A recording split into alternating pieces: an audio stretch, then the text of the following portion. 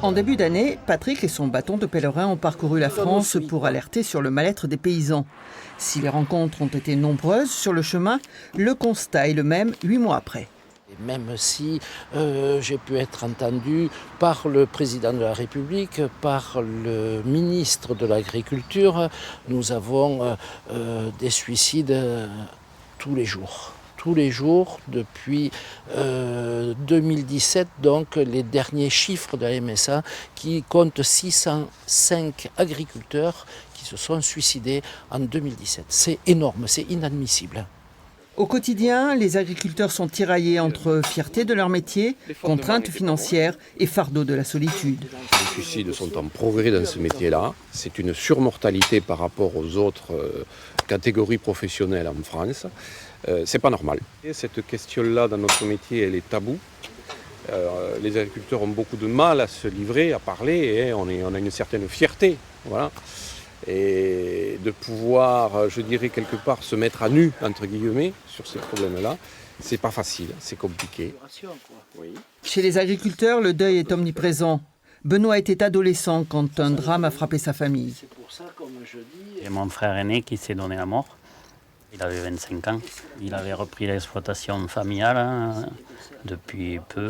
Mon frère s'était embêté à irriguer grâce au réseau qui venait de se construire pour récolter pas grand-chose à la fin. Et à mon avis, ça a dû peser dans sa tête pour faire ce geste désespéré, quoi. La pression est énorme. Laurent a repris la ferme familiale, poussé par les financiers à s'agrandir, à produire toujours plus, jusqu'à l'épuisement. Avant de sombrer, il a demandé de l'aide à un psychologue pour prendre du recul. J'ai fait une erreur, pour moi, en 2000, il y a 15 ans. Quand les normes sont arrivées, les mises aux normes des bâtiments d'élevage, puisque du coup, là, on s'est enclenché sur des emprunts. Et on est rentré dans le cercle vicieux. Et bosser 80 heures par semaine et arriver à sortir un revenu négatif et être obligé en fin d'année 2009 de vendre des animaux pour pouvoir bouffer, quoi. Pour avoir de l'argent pour pouvoir manger. Il y a 2 ans, un collectif a décidé d'agir pour endiguer la spirale des dettes et de l'épuisement physique et moral qui entraîne la chute. Le but, redonner leur fierté aux paysans. La nouveauté dans ce projet, c'est que ça vient d'agriculteurs. C'est porté par des agriculteurs, pour des agriculteurs. Voilà. Et ça, c'est totalement nouveau. Et le fait de se retrouver autour d'une table, de pouvoir déjà exposer chacun de ses problématiques, ça libère la parole, ça permet d'exprimer ce mal-être. Et ensuite, pour certains, même de trouver des solutions, simplement par la discussion, le dialogue avec les autres.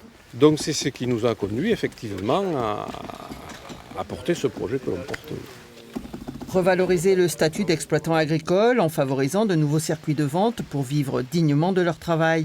Car en France, les 448 000 agriculteurs gagnent moins de 1 250 € par mois et un tiers d'entre eux ont un salaire de seulement 325 €.